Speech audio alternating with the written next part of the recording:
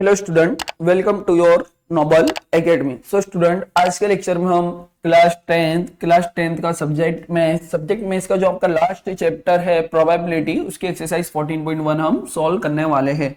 तो सबसे पहले मैं आपको बता दूं, इस चैप्टर का इंट्रोडक्शन पार्ट ऑलरेडी अपलोड किया गया है। अगर आपको इस चैप्टर को कॉन्सेप्ट के साथ अच्छे से समझना है तो इसका इंट्रोडक्शन पार्ट प्ले लिस्ट में अपलोड किया गया है, आप वहां जाके देख सकते हो।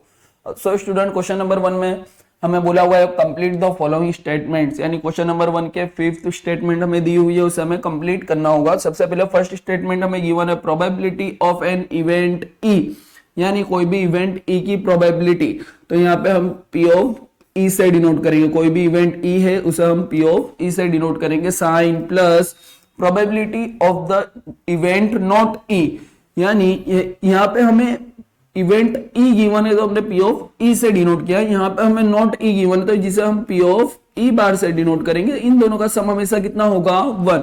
फॉर एग्जांपल, क्रिकेट मैच अगर मैं खेलने जाता हूं तो मुझे मैच में जीत जाता हूं तो उसकी प्रोबेबिलिटी को पी ऑफ ई से डिनोट करूंगा। अगर मैं मैच नहीं जीतता, उस इवेंट को मैं पी ऑफ ई बार से डिनोट करूंगा, तो इन दोनों का सम हमेशा कितना होगा? 1। इसी तरह probability of an event E, यानी कोई भी इवेंट होने की probability plus probability of the event not E, it means कोई भी इवेंट ना होने की प्रोबेबिलिटी, दोनों का सम हमेशा कितना होगा? 1। चलिए अब सेकंड स्टेटमेंट हम सॉल्व करते हैं। The probability of an event that can not happen is, यानी ऐसा इवेंट जो हो ही नहीं सकता, तो उसकी प्रोबेबिलिटी कितनी होगी? 0। फॉर एग्जाम्पल, मैं डाइस थ्रो कर रहा हूं, अगर मैं यूं आपसे कहूंगा कि मुझे 7 नंबर मिले, तो ये पॉसिबल है ही नहीं, तो उसकी प्रोबेबिलिटी कितनी होगी? 0। अब उस इवेंट को हम सच एन इवेंट इज कॉल्ड, उस इवेंट को हम कह सकते हैं इम्पॉसिबल इवेंट। कौन सा इवेंट कह सकते हैं? Impossible event. फिर थर्ड स्टेटमेंट हमें गिवन है the probability of an event that is certain to happen, यानी जो इवेंट होगा ही होगा, उसकी प्रोबेबिलिटी कितनी होगी? तो उसकी प्रोबेबिलिटी होगी 1। Such an event is called possible event, ऐसे इवेंट को हम कौन सा इवेंट कहेंगे? Possible event. फिर उसके बाद फोर्थ पार्ट हमें सोल्व करना है, the sum of the probabilities of all elementary events of an experiment is, यानी जितने भी एलिमेंट्री इवेंट्स है, यानी अलग अलग इवेंट्स हैं, उनका सम कितना होगा? तो देखो, हमने क्वेश्चन फर्स्ट पार्ट में ही समझा कि जो भी इवेंट होने की probability, it means P of E plus event ना होने की प्रोबेबिलिटी, यानी दोनों अलग अलग इवेंट है, तो इनका सम हमेशा कितना होगा? 1। तो यहाँ पे जितने भी अलग अलग इवेंट है उनका सम हमेशा कितना होगा? 1। फिफ्थ पार्ट हम सॉल्व करेंगे, the probability of an event is greater than और इक्वल टू, यानी प्रोबेबिलिटी का आंसर किससे ज्यादा होगा? तो 0 से ज्यादा होगा या फिर 0 के इक्वल होगा, एंड लेस देन और इक्वल टू, यानी जो प्रोबेबिलिटी का आंसर है वो 1 के इक्वल होगा या 1 से लेस देन, यानी 1 से क्या होगा? छोटा होगा। चलो अब आगे हम मूव ऑन करेंगे question number 4। In question number 4 is the information हमें दिया हुआ है प्रोबेबिलिटी ऑफ एन इवेंट, यहां पे आएगा can not be the probability of an event, यानी जो भी क्वेश्चन नंबर 3 के क्वेश्चन नंबर 4 में हमें ऑप्शन दिए हुए हैं 1 से लेके ऑप्शन ए से लेके ऑप्शन डी, तो इन ऑप्शन में से कौन सा प्रोबेबिलिटी का आंसर होगा? नहीं, तो प्रोबेबिलिटी का आंसर कभी भी नेगेटिव नंबर में हमें नहीं मिल सकता। इट मींस जो ऑप्शन बी है वो हमारा क्या होगा? फाइनल आंसर, क्योंकि ऑप्शन बी में हमें दिया हुआ है -1.5 और माइनस में कभी भी प्रोबेबिलिटी का आंसर होगा नहीं। अब उसके आगे हम मूव ऑन करेंगे question number 5। In question number 5 P of E is equal to हमें गिवन है, therefore P of E is equal to हमें गिवन है 0.05 एंड व्हाट इज द, यानी हमें प्रोबेबिलिटी फाइंड करनी है, what is the probability of not E, यानी not E की हमें प्रोबेबिलिटी फाइंड करनी है। नॉट E को हम डिनोट करेंगे P ऑफ E बार से। अभी हाल ही फ्रेंड्स हमने समझा क्वेश्चन नंबर 1 के फर्स्ट पार्ट में कि जितने भी एलिमेंट्री इवेंट्स है उनका सम कितना होगा? 1। इट मींस हम फॉर्मूला इस तरीके से लिख सकते हैं, P of E plus P of E bar is equal to 1। P of E के प्लेस पर हमें पुट करना होगा 0.05 sign plus P of E bar as it is equal to 1।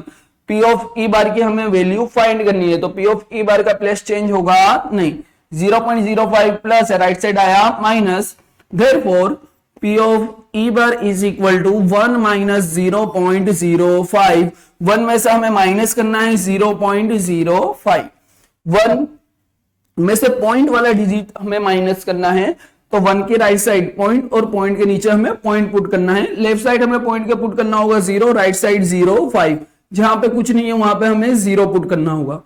0 में से 5 माइनस होगा नहीं, तो हम 1 को कट करके 0 पुट करेंगे और कितना बोरो किया हमने 10, और ये 0 पे कुछ भी नहीं है तो यहाँ पे हमने 9 पुट किया।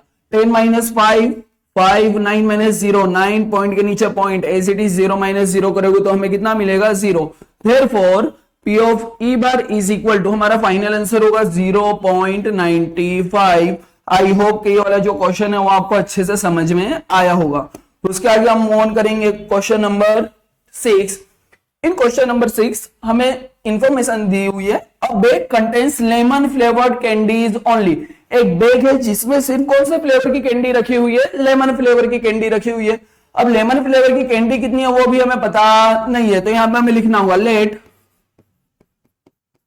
Lemon flavoured candies is equal to x।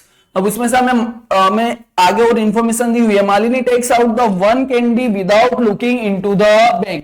Malini bag के अंदर बिना देखे कोई भी एक कैंडी बाहर निकालती है तो वो कौन से फ्लेवर की होगी, लेमन फ्लेवर की होगी। अब हमें प्रोबेबिलिटी फाइंड करनी है, what is the probability that she takes out an orange flavour candy. किसकी प्रोबेबिलिटी फाइंड करनी है हमें, probability of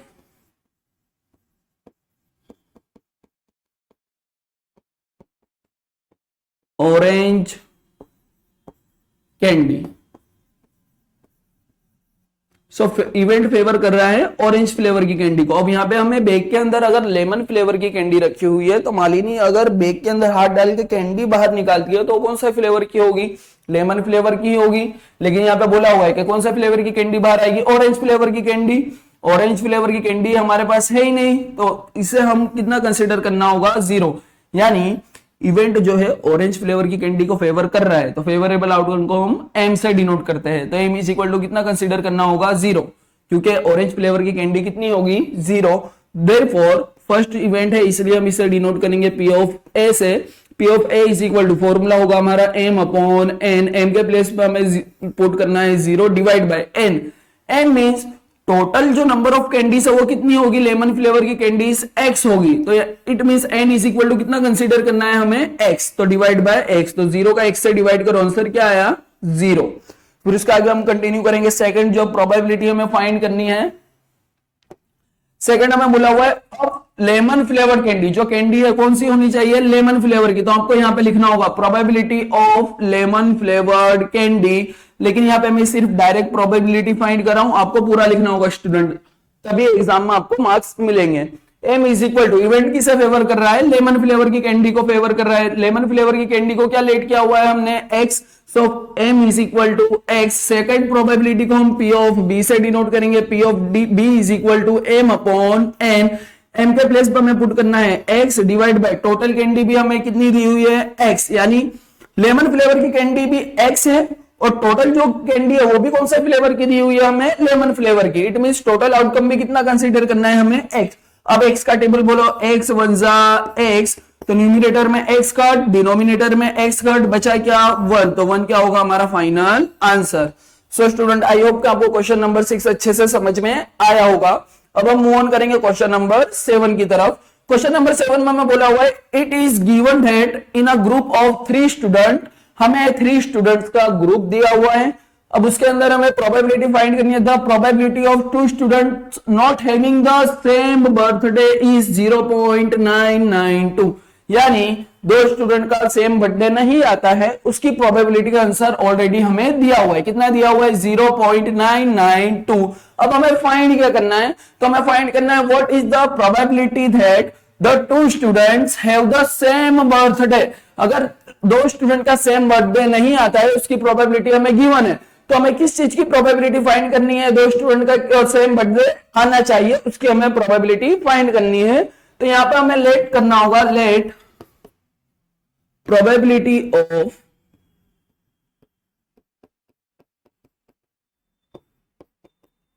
two students having 2 students, सबसे पहले हमें दिया हुआ है नॉट हैविंग, यानी सेम बर्थडे नहीं आता है, उसकी प्रोबेबिलिटी हमें गिवन है। 2 students not having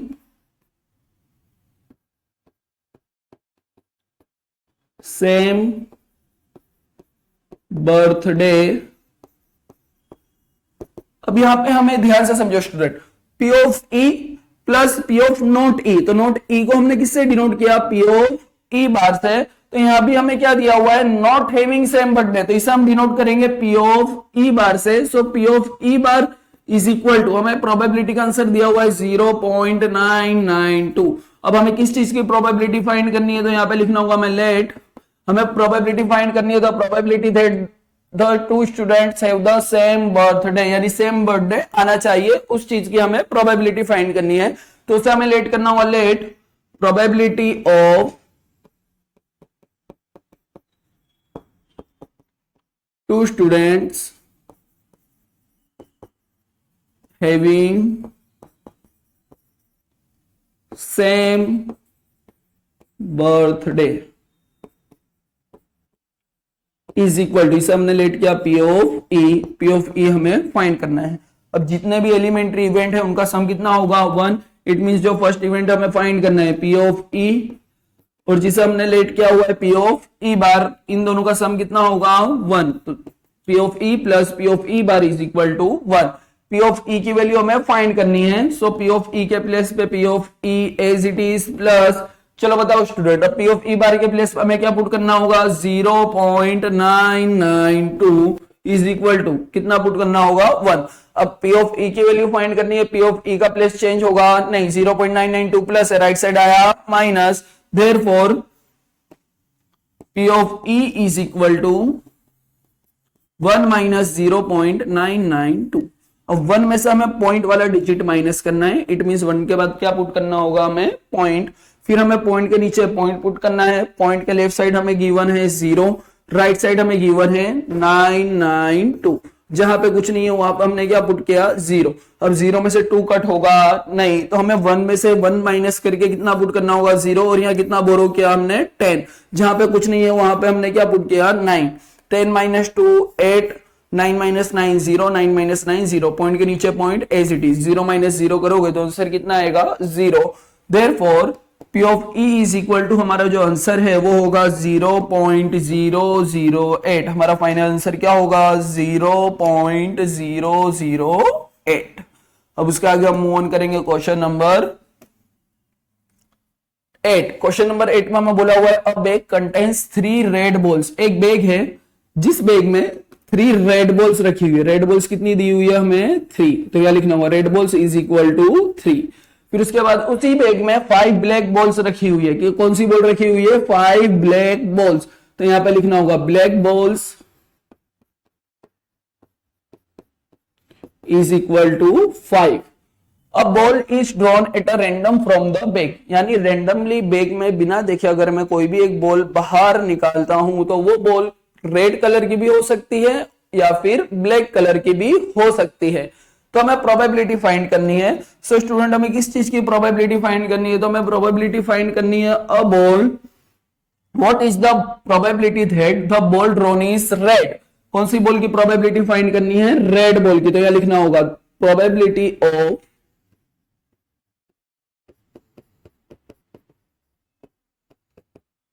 getting a red ball, कौन सी बॉल की प्रोबेबिलिटी फाइंड करनी है, रेड बॉल। अगर हम रेंडमली बैग में से बॉल बाहर निकालते हैं तो वो बॉल कौन से कलर की होनी चाहिए, रेड कलर की बॉल होनी चाहिए। सो स्टूडेंट सबसे पहले हमें यह समझना होगा कि जो फेवरेबल आउटकम, उससे पहले हमें समझना होगा टोटल आउटकम कितनी होगी। इट मींस टोटल आउटकम का मतलब क्या होगा, टोटल नंबर ऑफ बॉल्स। सो यहां लिखना होगा मैं टोटल आउटकम्स,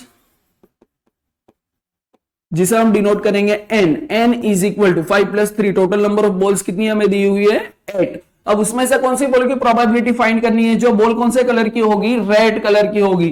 तो इवेंट रेड कलर की बॉल को फेवर कर रहा है, तो फेवरेबल आउटकम को हम डिनोट करेंगे m, m is equal to कितना कंसीडर करना है 3। फर्स्ट इवेंट है इसलिए हम इसे डिनोट करेंगे पी ऑफ ए से। P of A is equal to formula होगा एम अपॉन एन, एम के प्लेस पे पुट करना होगा 3, एन के प्लेस पे हमें पुट करना होगा 8, सो 3/8 होगा हमारा फाइनल आंसर। हमारा फाइनल आंसर कितना होगा 3/8। फिर उसके बाद हमें सेकंड प्रोबेबिलिटी फाइंड करनी है, नॉट रेड, यानी जो बॉल होगी वो रेड कलर की होगी नहीं, तो यहां पे लिखना होगा द प्रोबेबिलिटी ऑफ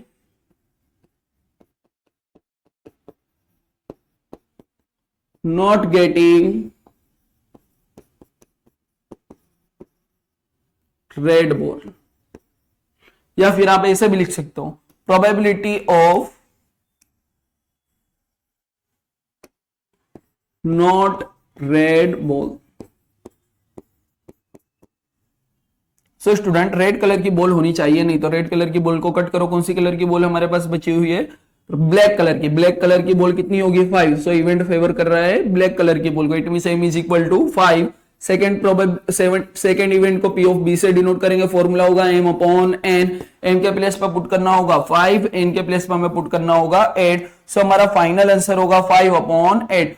यहां ध्यान से समझना स्टूडेंट, न्यूमरेटर और डिनोमिनेटर कट नहीं होंगे तो हमें एज इट इज लिखना है, अदरवाइज यहाँ पे 3 की जगह 4 होता तो न्यूमरेटर और डिनोमिनेटर दोनों कट होते, तो हम कट करके हमें लिखना है। अब आगे हम कंटिन्यू करेंगे क्वेश्चन नंबर 9। इन क्वेश्चन नंबर 9 हमें गिवन है, अब box contain 5 red marbles. Marbles का मतलब जो आप कंचे से खेलते हो ना, उसे हम क्या कहेंगे, मार्बल्स। तो 5 कौन से कलर के मार्बल्स रखे हुए हैं एक बॉक्स में, रेड कलर के, तो यहां लिखना होगा रेड मार्बल्स। यहां पे हमें क्या लिखना होगा, रेड मार्बल्स। कौन से कलर के मार्बल्स रखे हुए हैं, रेड मार्बल्स, तो यहां पे हमें लिखना होगा red marbles is equal to 5। फिर उसके बाद हमें गिवन है 8 व्हाइट मार्बल्स, तो उसी बॉक्स के अंदर व्हाइट मार्बल्स, कौन से कलर के मार्बल्स, व्हाइट मार्बल्स कितने रखे हुए हैं 8। फिर उसके बाद उसी बॉक्स के अंदर 4 ग्रीन मार्बल्स रखे हुए हैं, कौन से कलर के मार्बल्स रखे हुए हैं, ग्रीन कलर के मार्बल्स, तो यह लिखना होगा green marbles is equal to कितने रखे हुए हैं 4। So total number of marble जिसे हम डिनोट किससे करेंगे, n से, therefore n is equal to 5 + 4 9, 9 + 8, so total कितना होगा 17। टोटल नंबर ऑफ मार्बल्स कितने होंगे 17, जिसे हम डिनोट करेंगे n से। अब उसके बाद हमें क्या फाइंड करना है, 1 marble is taken out of the box eight a random, यानी बॉक्स के अंदर से हम बिना देखे कोई भी एक मार्बल बाहर निकालते हैं, तो उसमें से रेड कलर का भी मार्बल होगा, व्हाइट कलर का भी मार्बल हो सकता है और ग्रीन कलर का भी मार्बल हो सकता है, तो उसमें से हमें प्रोबेबिलिटी फाइंड करनी है। तो किस चीज की हमें प्रोबेबिलिटी फाइंड करनी है स्टूडेंट, तो हमें प्रोबेबिलिटी फाइंड करनी है what is the probability that the marble taken out will be red. वो मार्बल कौन से कलर का होना चाहिए, रेड कलर का होना चाहिए, तो यहां पे हमें लिखना होगा प्रोबेबिलिटी ऑफ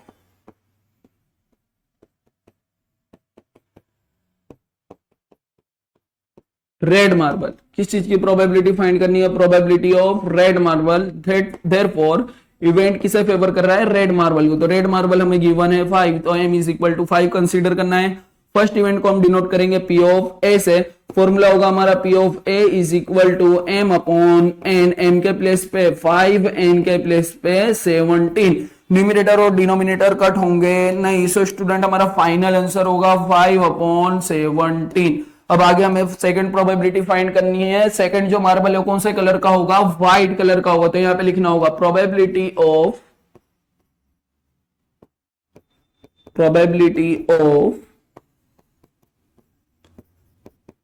व्हाइट मार्बल। कौन से कलर का मार्बल होगा, व्हाइट कलर का होगा। Therefore m is equal to, अब इवेंट किससे फेवर कर रहा है, व्हाइट कलर के मार्बल को, व्हाइट कलर के मार्बल हमें गिवन है 8, so m is equal to consider करना है 8।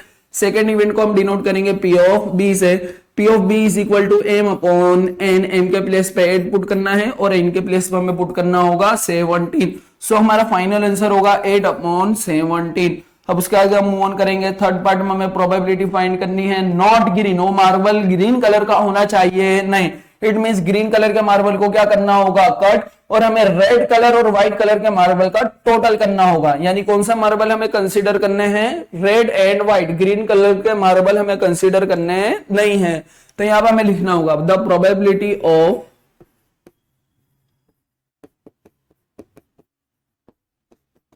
Not green marble therefore event favour कर रहा है रेड मार्बल और व्हाइट मार्बल को, क्योंकि ग्रीन मार्बल हमें कंसीडर करने नहीं है। इट मींस रेड मार्बल हमें गिवन है 5, व्हाइट मार्बल हमें गिवन है 8। 5 + 8 करेंगे तो हमें नंबर मिलेगा 13। देयरफॉर थर्ड इवेंट को हम डिनोट करेंगे P ऑफ C से। P of C is equal to m/n, n के प्लेस पे 13, n के प्लेस पे हमें पुट करना होगा 17। सो हमारा फाइनल आंसर होगा 13/17। अब उसके आगे हम कंटिन्यू करेंगे क्वेश्चन नंबर, उसके बाद हमें सॉल्व करना है क्वेश्चन नंबर 10। अ पिगी बैंक कंटेन्स 150 पैसा कॉइन्स। पिगी बैंक का मतलब एक गुल्लक है, जिस गुल्लक के अंदर हमें 100 कॉइन दिए हुए हैं। कौन सी करेंसी के? 50 पैसा के। तो यहां पर हमें लिखना होगा 50 पैसा, 50 पैसे के कितने कॉइन्स हमें दिए हुए हैं, तो यहां पे लिख रहा हूं मैं कॉइन्स। यहां पे हमें क्या लिखना होगा? कॉइन्स। चलो बोलो कितना कॉइन्स हमें गिवन है स्टूडेंट? 100। तो यहां पे क्या लिखना होगा? 50 पैसे के कितना कॉइन्स हमें गिवन है? 100। फिर उसके आगे हमें कंटिन्यू करना है 51 रुपीज कॉइन, यानी 1 रुपीज के कितने कॉइन्स हमें गिवन है? 1 रुपीज एक करेंसी है जिसके कॉइन्स हमें कितने गिवन है? 50। तो यहाँ 100 के नीचे क्या लिखना होगा? 50 कॉइन्स। अब उसके आगे हम कंटिन्यू करेंगे 2 रुपीज के कितना कॉइन्स हमें दिए हुए हैं? 22 रुपीज कॉइन्स। इट मींस यहाँ पे हमें करेंसी लिखना होगा 2 रुपीज। 2 रुपीज के हमें 20 कॉइन्स गिवन है, तो यहाँ पे कॉइन्स के नीचे लिखा हमने 20। फिर उसके बाद हमें बोला हुआ 10 5 रुपीज कॉइन्स, यानी 10 कौन से करेंसी के कॉइन्स है? 5 रुपीज के। तो यहाँ करेंसी में लिखना होगा 5 रुपीज और कितना कॉइन्स हमें दिए हुए हैं? 10 कॉइन्स हमें गिवन है। तो यहाँ पे हमने लिखा, अब हमें जो भी कॉइन्स गिवन है उनका हमें टोटल करना होगा। तो हमें क्या मिलेगा? Total outcome. It means total outcome को हम डिनोट करेंगे एन से। तो एन हमें कितना मिलेगा? तो 100 + 50। अब हमें प्रोबेबिलिटी किस चीज की फाइंड करनी है? देखो विल बी अ 50 पैसा कॉइन। देखो यहाँ पे क्या लिखा हुआ है? कॉइन। और यहाँ पे हमें टोटल भी किसका करना होगा? कॉइन्स का ही करना होगा। ज्यादातर स्टूडेंट मिस्टेक क्या करते हैं? कॉइन्स की जगह करेंसी का टोटल करते हैं। तो हमें करेंसी का टोटल नहीं करना है, हमें टोटल किसका करना है? कॉइन्स का टोटल करना है। समझ में आ रहा है सभी को? अब उसके बाद देखो जितने भी कॉइन्स है उसका टोटल करेंगे। It means n is equal to 100 + 50, 150 150 + 20, 170 + 10, तो कितना आएगा? 180। सो हमारी टोटल आउटकम होगी 180। अब उसके बाद हमें क्या फाइंड करना है? If it is equally likely that one of the coins will fall out when the bank is turned upside down, यानी जो भी गुल्लक है उसका हम उल्टा करेंगे और जो भी उल्टा करने के बाद जो भी कॉइन बाहर निकलता है तो उसकी प्रोबेबिलिटी हमें फाइंड करनी है।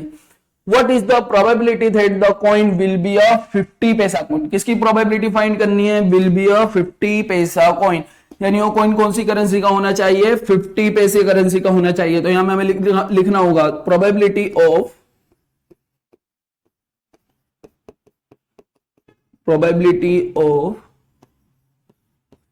पैसा कॉइन, यानी 50 पैसा का कॉइन होगा उसकी प्रोबेबिलिटी फाइंड करनी है। So m is equal to, event favour कर रहा है 50 पैसा को। 50 पैसा के कितने कॉइन गिवन है? यहाँ पे हमें 100। तो m is equal to consider करना होगा 100। फर्स्ट इवेंट है इसलिए हमने इसे डिनोट किया P ऑफ A से। P of A is equal to m/n, m के प्लेस पे 100, n के प्लेस पे पुट करना होगा 180, 0 0 कट, 10 का हाफ होगा 5, 18 का हाफ होगा 9। तो हमारा फाइनल आंसर होगा 5/9। क्या होगा स्टूडेंट? हमारा फाइनल आंसर 5/9, ये होगा हमारा final answer. So student second probability हमें फाइंड करनी है। सेकंड हमें क्या फाइंड करने का बोला हुआ है? सेकंड हमें बोला हुआ है will not be a 5 rupees coin. तो यहां लिखना होगा प्रोबेबिलिटी ऑफ,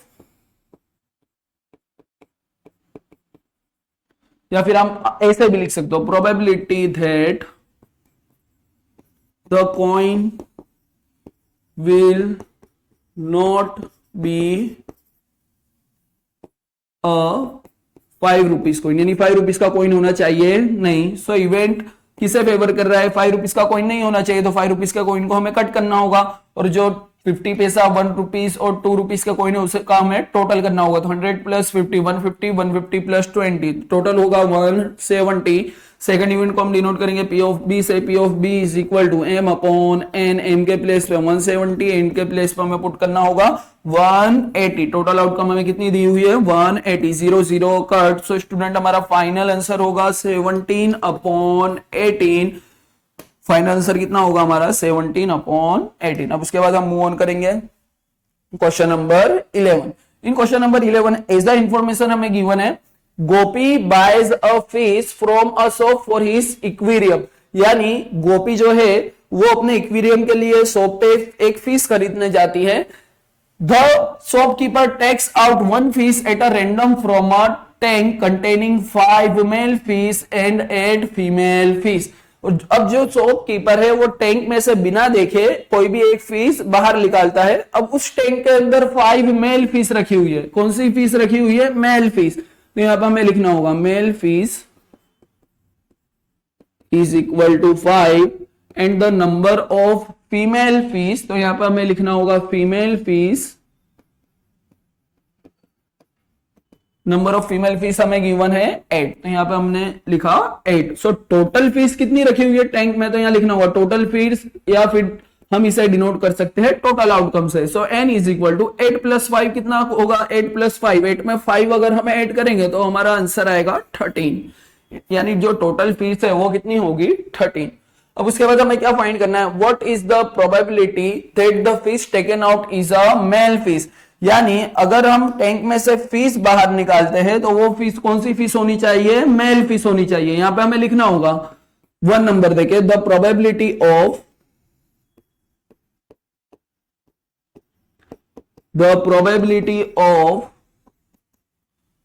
मेल फिश, कौन सी फिश की प्रोबेबिलिटी फाइंड करनी है हमें? मेल फिश होगी, उस चीज की प्रोबेबिलिटी फाइंड करनी है। So m is equal to, event favour कर रहा है मेल फिश को, m is equal to 5। First event को हमें P ऑफ A से डिनोट करना होगा, P of A is equal to m upon n, m के प्लेस पे 5, n के प्लेस पे हमें पुट करना होगा 13। सो हमारा फाइनल आंसर होगा 5 अपॉन 13। हमारा फाइनल आंसर कितना होगा? 5 अपॉन 13। अब हम मूव ऑन करेंगे question number 12। In question number 12 student, ये वाला क्वेश्चन मोस्ट टाइम पे एग्जाम के लिए, इसलिए आपको ध्यान से समझना है। In question number 12 as the information हमें गिवन है, a game of chance consists of spinning an arrow which comes to rest pointing at one of the number 1 2 3 4 5 6 7 8। In short हमें क्वेश्चन के अंदर स्पिनिंग व्हील दिया हुआ है और spin wheel के अंदर हमें बोला हुआ है कि अगर हम इसे गोल घुमाते हैं तो इसके अंदर जो ये एरो है वो कोई भी एक नंबर के आगे आके रुक सकता है। अब ये जो व्हील है उसमें हमें 1 से लेके कितने नंबर दिए हुए हैं? 8 तक हमें नंबर गिवन है। सो टोटल आउटकम यानी n is equal to number कौन कौन से हमें दिए हुए हैं? 1 2 3 4 5 6 7 एंड 8। सो स्टूडेंट्स, हमें n is equal to consider करना होगा टोटल नंबर, यानी टोटल आउटकम्स कितनी होगी? 1 2 3 4 5 6 7 8, यानी n इज इक्वल टू हमें कंसिडर करना है 8। अब ज्यादातर स्टूडेंट मिस्टेक क्या करते हैं कि जो भी नंबर दिए हुए हैं ना उसका सम करते हैं, जैसे 1 + 2 3, 3 + 3 6, ऐसा हमें n यानी जो टोटल आउटकम है ऐसा हमें लिखनी नहीं है।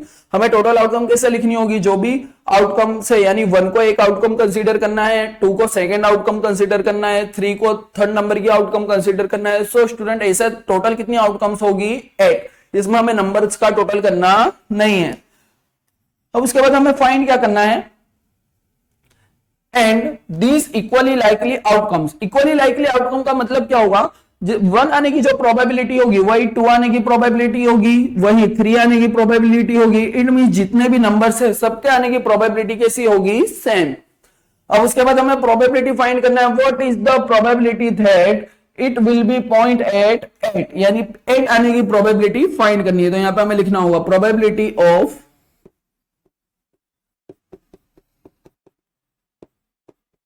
गेटिंग 8। तो स्टूडेंट, इवेंट फेवर कर रहा है 8 नंबर को, लेकिन जो ये एरो है अगर हम व्हील को स्पिन करते हैं और एरो कौन से नंबर के सामने आता है? 8 नंबर के सामने आता है। तो 8 नंबर कितनी आउटकम होगी? 1। इस हमें 1 ही कंसीडर करना है। So m is equal to 1। ज्यादातर स्टूडेंट 8 यहाँ पे लिखा हुआ है तो 8 समझ के m इज इक्वल टू कितना लिखते हैं? 8, लेकिन हमें ऐसा लिखना नहीं है। एरो जो है वो 8 नंबर के आगे आएगा और 8 नंबर कितनी टाइम हमें दिया हुआ है? 1 time. So m is equal to 1। First event को हम P ऑफ A से डिनोट करेंगे। P of A is equal to m upon n, m के प्लेस पे 1, n के प्लेस पे हमें पुट करना होगा 8। सो स्टूडेंट्स, हमारा फाइनल आंसर होगा 1 अपॉन 8। उसके बाद सेकंड प्रोबेबिलिटी हमें फाइंड करनी है। सेकंड प्रोबेबिलिटी किस चीज की हमें फाइंड करनी है? तो सेकंड हमें बोला हुआ है एन ऑड नंबर, कौन सा नंबर होना चाहिए? Odd number. तो इवेंट फेवर कर रहा है ऑड नंबर को, तो यहां पे हमें लिखना होगा प्रोबेबिलिटी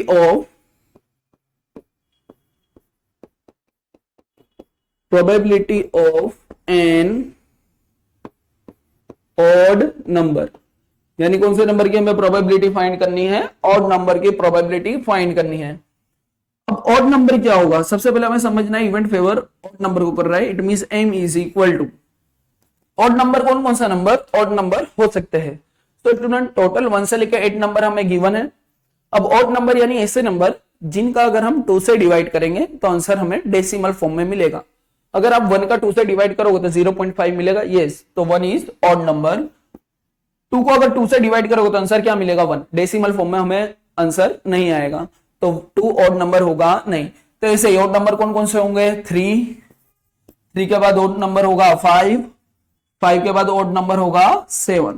तो टोटल आउटकम कितनी होगी? m is equal to, again मैं आपको कह रहा हूं कि ये जो नंबर है इनका हमें सम नहीं करना है, हमें एक नंबर को एक आउटकम ही कंसीडर करना है। जैसे 3 है तो ये 3 + 1 नहीं करना, हमें 3 को एक ही आउटकम कंसीडर करना है। इट मींस 1 3 5 7, टोटल कितने नंबर होंगे? 4। m is equal to 4। Second event को p ऑफ b से डिनोट करेंगे, p of b is equal to m upon n। m के प्लेस पे 4 पुट करना है एंड n के प्लेस पे हमें पुट करना है टोटल जो नंबर्स है वो हमें 8 गिवन है। तो अब न्यूमरेटर डिनोमिनेटर कट करने हैं, 4 2 जा 8, न्यूमरेटर में कुछ नहीं तो हमने क्या पुट किया? 1। सो स्टूडेंट हमारा फाइनल आंसर होगा 1/2। फाइनल आंसर क्या होगा हमारा? 1/2। फिर उसी के बाद हमें प्रोबेबिलिटी फाइंड करनी है नंबर ग्रेटर देन 2, तो यहां पे हमें लिखना होगा प्रोबेबिलिटी ऑफ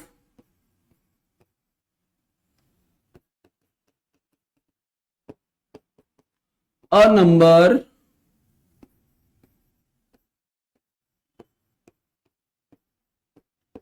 ग्रेटर देन 2, यानी इवेंट किसे फेवर कर रहा है? It means m is equal to में क्या लिखना होगा? जो नंबर है वो किससे बड़े होने चाहिए? 2 से। ग्रेटर का मतलब बड़े होने चाहिए, कौन से नंबर से ज्यादा होने चाहिए? 2 से। तो इसी आउटकम लिखनी है जो 2 से क्या हो? बड़े नंबर्स हो, वो हमें लिखने होंगे।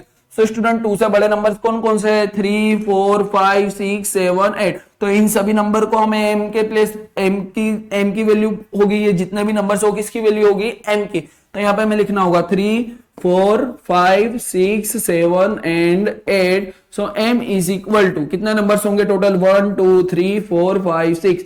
m is equal to 6। Therefore third event है इसलिए हम इसे डिनोट करेंगे p ऑफ c से। p of c is equal to m upon n। m के प्लेस पे 6, n के प्लेस पे 8। 6 का हाफ होगा 3, डिनोमिनेटर में 8 का हाफ होगा 4। सो हमारा फाइनल आंसर होगा 3/4। अब उसके आगे हमें फाइंड करना है a number less than 9, तो यहां पे लिखना होगा therefore probability of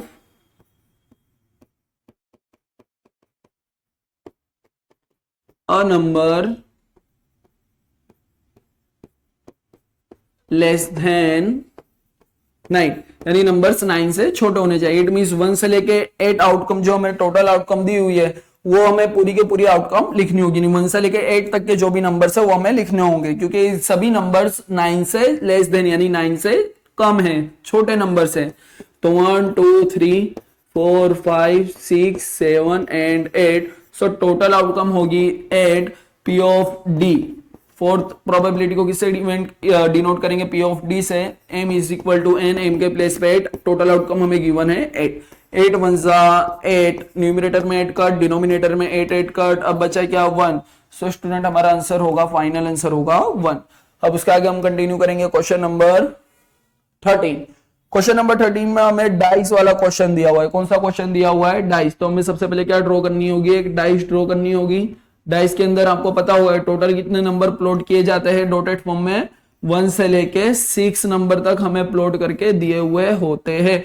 तो एक डाइस ड्रॉ की, जिस डाइस के अंदर मैंने 1 to 6 नंबर प्लॉट किए हुए हैं। अब उसमें हमें देखो क्वेश्चन में हमें बोला हुआ है अ डाइस थ्रोन 1। अगर डाइस को हम 1 टाइम थ्रो करेंगे तो टोटल आउटकम कितनी होगी? तो टोटल आउटकम को हम डिनोट करेंगे n से। n is equal to total outcome हमें मिल सकती है 1 भी आ सकता है, 2 भी आ सकता है, 3 4 5 6। इट मींस जो टोटल आउटकम है n is equal to consider करना है 1 2 3 4 5 and 6। Therefore n is equal to, अब मैंने आपसे कहा है कि 1 एक अलग आउटकम है, 2 एक अलग आउटकम है, ऐसे टोटल कितनी आउटकम्स गिवन है हमें 6। So student n is equal to हमारा जो आंसर होगा वो होगा 6। अब उसके बाद हमें क्या फाइंड करना है, find the probability of getting a prime number. तो यहाँ पे हमें लिखना होगा सबसे पहले, आपको भी ऐसे लिखना है, अदरवाइज आपको एग्जाम में मार्क्स नहीं मिलेंगे। तो यहाँ पे आपको लिखना है प्रोबेबिलिटी ऑफ